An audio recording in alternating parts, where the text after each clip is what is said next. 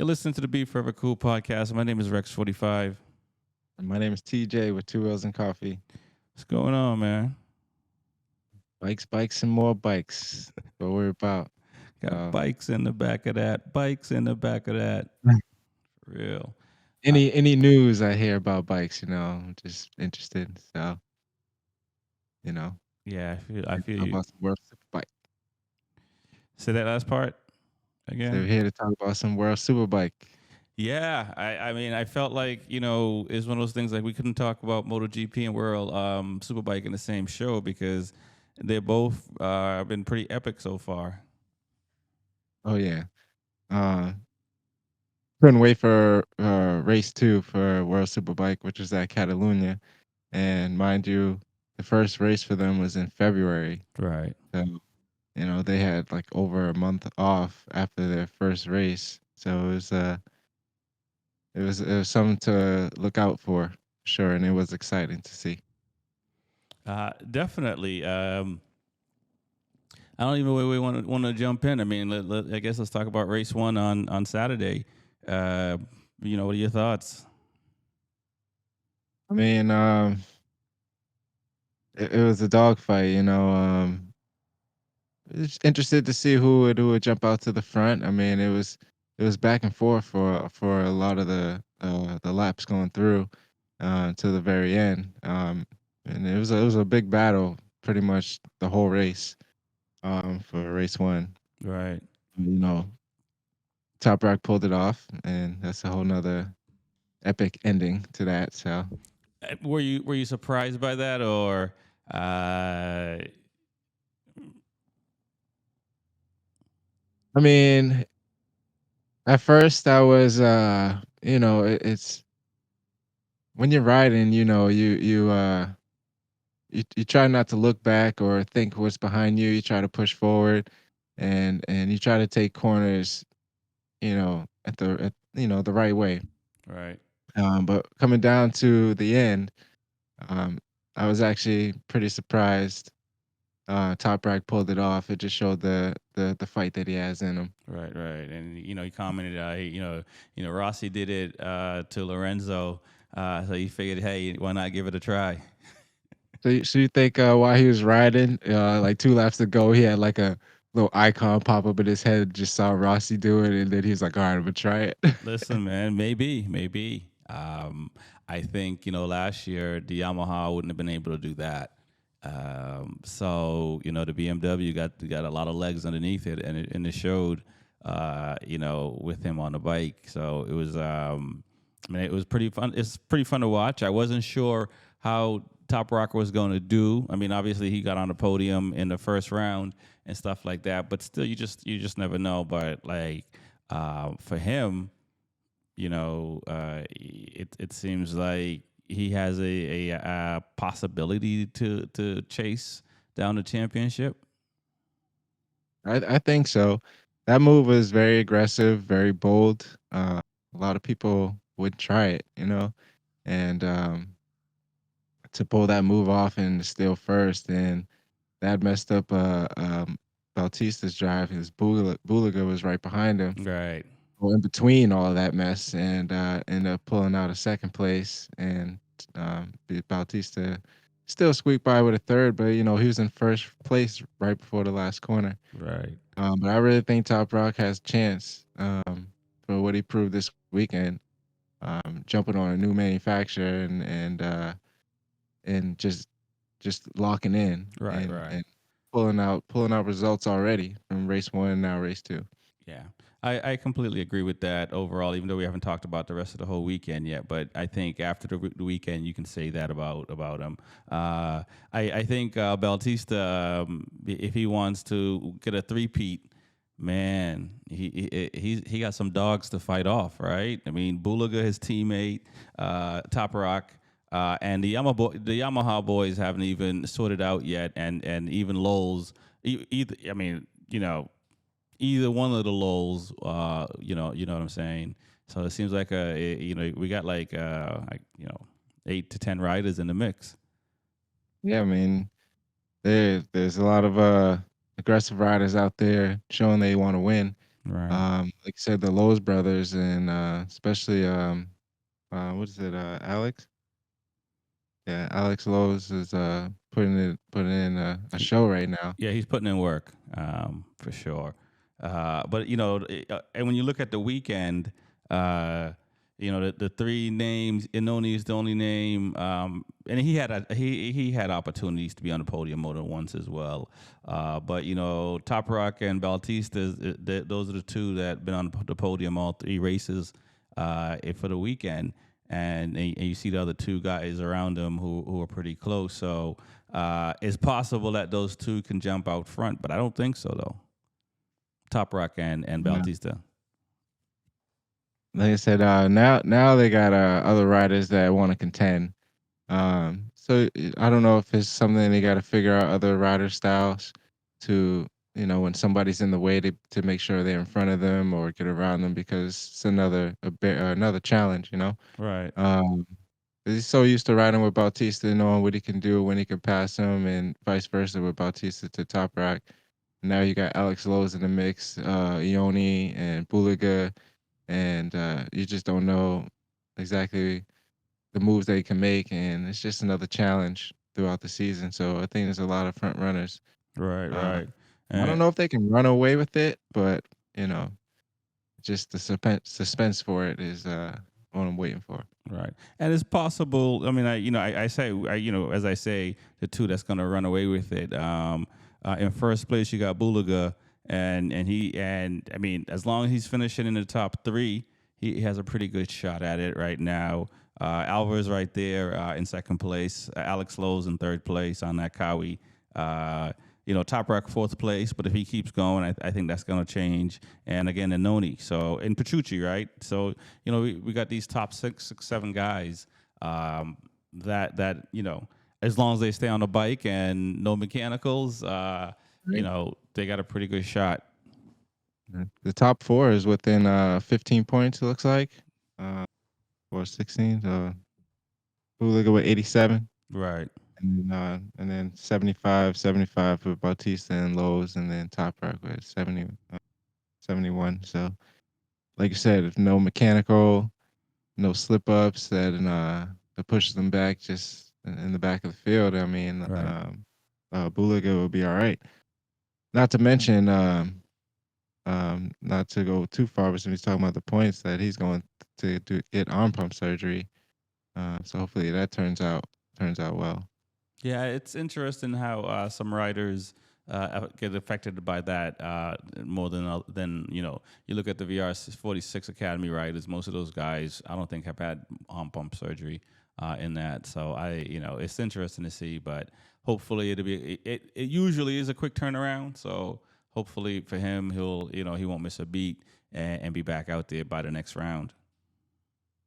I guess they did it right on schedule right after uh the second round. So looks like he might have time to get it all together and not miss a beat. And he's in a good position, so that would be unfortunate if that slows him down, you know. Right.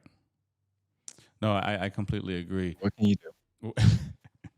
Mhm. This is part of racing, man. I mean that is it, right?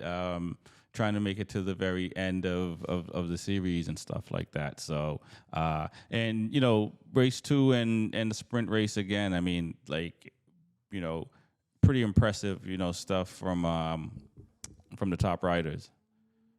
Yeah, I mean, after race one, uh, knowing that you're supposed to not supposed to win, but you had the win right there. Right. Alvaro Bautista felt like he wasn't having that anymore. I think that he usually always wins at this track anyway. Yep. Uh, Yep. I think he did a so three-peat last year. yeah, so he had to put it together. I mean, knowing what's at stake, like you can't. I know it's early in the season, but you gotta start strong. So I mean, he did really well. It was another showdown. We finished first, Bautista and Bulaga again right behind him. Right. Yeah, man. And then top ranks are the same three. I'm torn between the BMW and the Ducati, the Panigale or that M1000. The BMW is growing. It is, and it's pretty cool to see a little bit of rumors also that they might entertain going into World into MotoGP. Hope so. I mean, I was talking about it a long time ago, man. Right. Like, I mean, I didn't know that Kawasaki dropped out of MotoGP a long time ago, and then Yeah. my bike that I like, Suzuki, dropped out, and Came like, who back. else can you bring in but more Ducatis? Huh? But Uh, yeah, that would be great if BMW can get their foot in their door. I think so. I absolutely think so. Now, what do you think about the super sport class? The races the past weekend. Um, I mean, I think they were pretty cool. They were also nice and fun to watch. Let me see. They had what we got? I mean, Montella, Yuri Montella. yeah, Dieter Montella and Schroeder. I mean, they were just interesting to watch. I mean, like they're all fast guys. And I mean, they're very close in points standings right now, so Right. it's kind of the same fight where no mistakes can be made, and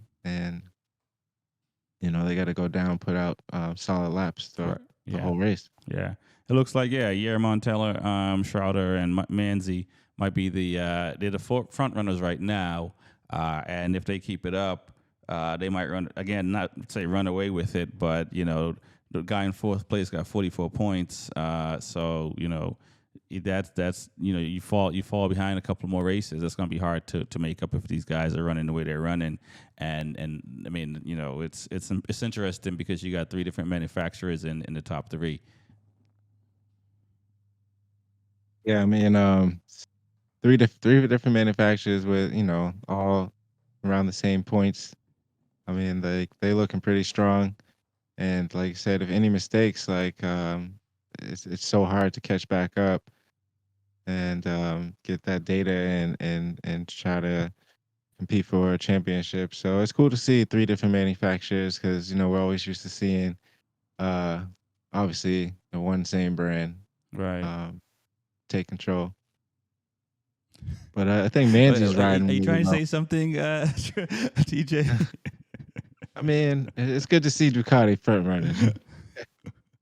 I mean, we gotta get you on a duck. We gotta get you on a duck. I think you'll, your tone might be a little bit different after that. Maybe on the track, not on the street. You have to keep in mind Jonathan Ray won 6 world titles on Cowie. So I mean, and after the fifth one, I don't think anybody was complaining. So Yeah, one day, get so on the duck. hopefully, yeah. No, we'll get you on. And definitely, if you make it down this way, or I'm sure somebody at the track will let you take their duck around on the track for a track day. But no, it's nice to see BMW in the mix in the middleweight class. It's nice to see like MV Augusta in the mix as well, and also even though Yamaha is essentially hasn't been changed since I don't know 22 or something like that. To still see that bike running with these Gen 2 bikes because you race the R6. I race a R6 is they're one of the most popular track bikes out there, and to see them still running up front like that is pretty impressive. Yes. I mean, the rider's giving it all, but it is pretty impressive. You got to have the right setup and everything got to flow correctly. And when that does, it's just nice to see that they're up front, like you said, for their gen. Gen 2. Yeah. Yeah. So any predictions for the next round? I don't even know where they are. That's what I'm looking for right now. They're at Athens, I believe. Not MotoGP. World Superbike. World Superbike. Yeah, they Oh, sorry, Aston, not Austin. My bad. yeah. Yeah. That's a fun track. That's a nice track for the Superbikes. That's April 19th to the 21st. So We got a couple weeks for that. Right. The GP would be before that. Uh, so yeah, That World Superbike starts off a little slow, Oh, you? and Oh, then it well, kicks in. yeah. They're spaced out. Well, I think they're like 12 rounds. So that's the downside. I mean, I would love to see more rounds added as well for them because it does. I don't know. I think even though some people say MotoGP have too many rounds. I mean, I think like World Superbike if they had like 16 rounds. I think that would be a good amount of rounds to watch and to go see and stuff like that, and that will make the series more, I believe, a little bit more fun. Because when it's over, you do want to see more. You know what I'm saying? And so it's kind of like it's like it's awesome that there's 12, I think 12, 13 rounds, but it'd be nice if it was up in the 16, 17 round They also do 3 races, two races and a like sprint, basically right? a sprint, Yep. and one weekend for Super Bowl and Superbike. So I mean, 3 races, 16 rounds. I guess it does add up. But Yeah, for sure, it does add up. But I assume they also getting more money too. So, right. so hopefully they will be getting more money. So, I mean, I think it would add up. But I think in just the series in general, just building the series because it's I think with MotoGP last year, when it was around like, almost back to back weekends or every other weekend, that's like, that's nice to see. You know what I mean? Because you're not going like 3-4 weeks without watching a race and stuff like that. So I feel you on the World Superbike side when it's like one, then you're waiting a month for another one, and almost, you know what I mean? Like it is stretched out further, and it would be nice if it was a little bit closer because I think MotoGP usually outside of the winter break, it's in worst case it's like 3 weeks, I believe, in between a round and stuff like that, or if it's usually like every 2 weeks, give or take. So hopefully, that will. I don't think it's going to change anytime soon, but I would love to see more races in World Superbike, or more rounds, I should say. Well, I don't know if they have like a summer break like GP does, but I'm looking at the calendar. The beginning of the Superbike is pretty spaced out, but like the last few races, like round 8, let's say, it's like the end of August, and then they have round 9, beginning of September. Mm-hmm. They have round 10, that's middle of September, and round 11, that's the last week in September. So I mean, that's 4 races in 5 weeks, I believe, Right. or 6 weeks. So they crammed at the end of the year, and that's probably when you're most fatigued, you know. Right. Well, I mean, as a fan, definitely, because there's a lot of MotoGP happening as well. And Right. and and for, I try to follow BSB as well. Their season's about to start, and then obviously in the U.S. we got Motor America as well. As well, that's starting up as well. So it's a lot of motorcycle racing to digest. But still, Yeah. I think even Motor America, more rounds, more rounds would be better as well. From a Just fan perspective. just watching racers battle, hitting apexes and just hitting a rev limiter. I mean, just hey, more races, let's go. Yeah, exactly. And speaking of that, before we go, as news is coming out that Formula One is trying to buy Dorna, which owns MotoGP and World Superbike. We touched a little bit on it, but let's talk a little bit more about that because um, it seems like there's a lot of, well, in this case, it's a whole organization. In your case, up north, and my case as well, the Patriots or Bill Kraft is looking to Bob Kraft is looking to sell the Patriots for around $7 billion. You're looking at MotoGP to be sold possibly for around, I think, $4 to $5 billion. You know, it's when you look at Formula One and what they've been doing from a spectator standpoint, it's pretty incredible. It's pretty incredible. I've only seen it from television. I haven't gone in person. Hopefully, I'll get to one of these F1 races in the near future. But from what they're doing, so Do you think that it's going to come to MotoGP? I mean, so I'm like still kind of new to what's going on. Like I don't know what's gonna happen. I don't know if it's about like attracting fans or just new ideas, or obviously to bring more revenue. Right, Uh, but I say people like, well, amount of people in this world, a lot more people like F1 or cars, I'd say, opposed to motorcycles. Like, how do you get someone into to a motorcycle event and enjoy it? Some people don't understand. Um, some of my family members, they're just like, "Oh, how do you do this?" They just know that you like ride fast. Um, but for them to take over, I'm just trying to see like what the plan is, like what they want to change. I don't know if they're trying to put everything all as the same like technique or format. right. So like for Formula One races, they can watch MotoGP or World Superbike the same type of way or get the same access.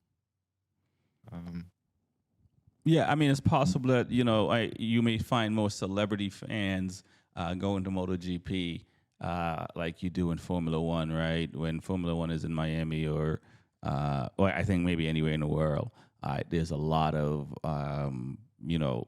different celebrities, So where at MotoGP, they are celebrities, but it's a handful. You know what I'm saying? It's a handful, and usually they're European celebrities as well, and stuff like that. So, we see it from when we watch the races, and they pop up whoever's in the down at on the pit on the start finish line and stuff like that. So, you can see the different amount of people. You may see one or two here and there, but when you look at Formula One, it's there's probably like a couple of hundred celebrities there.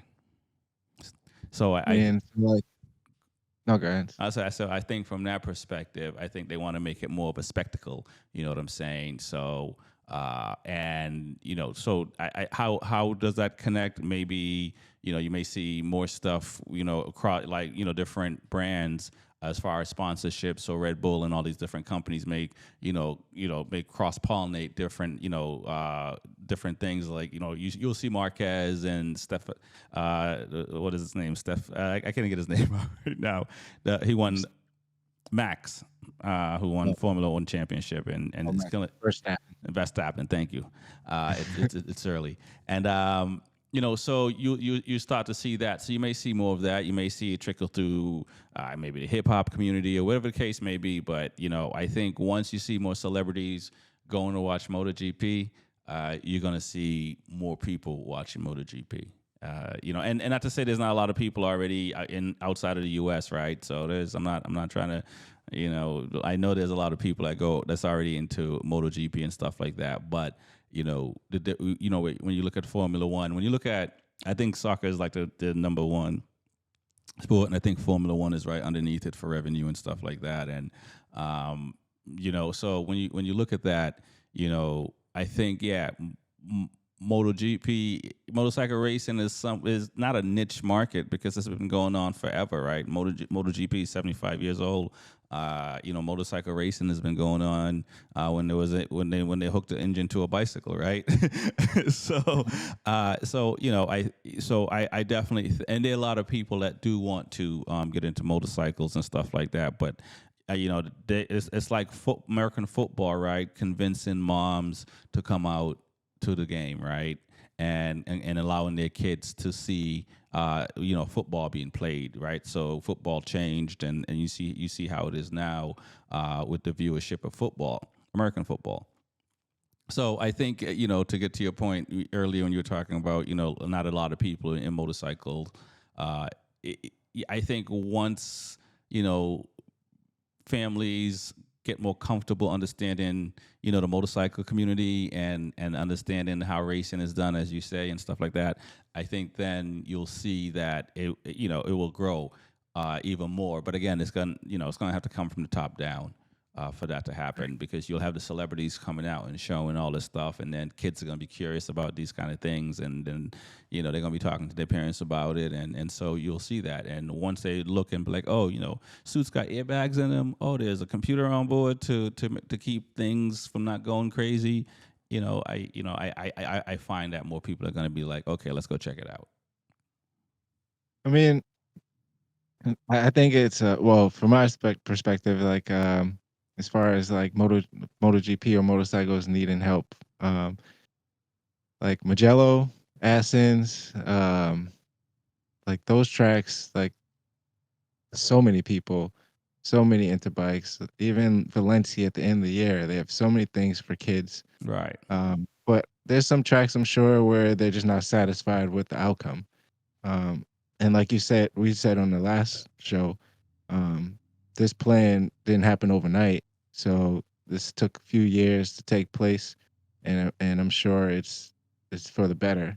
I'm sure they got something for the better. So just waiting to see um, what can happen, and I'm excited to make motorcycles more aware.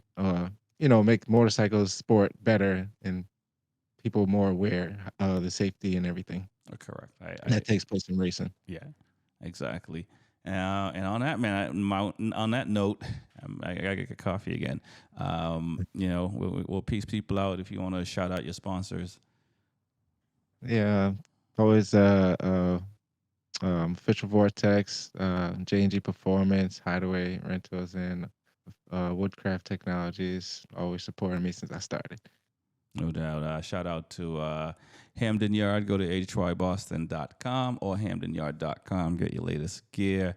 Go to Workbench Tech for any computer issues or needs, consultation, anything. Workbenchtech.com. My name is Rex45. My name is TJ with Two Wheels and Coffee. Peace. Peace.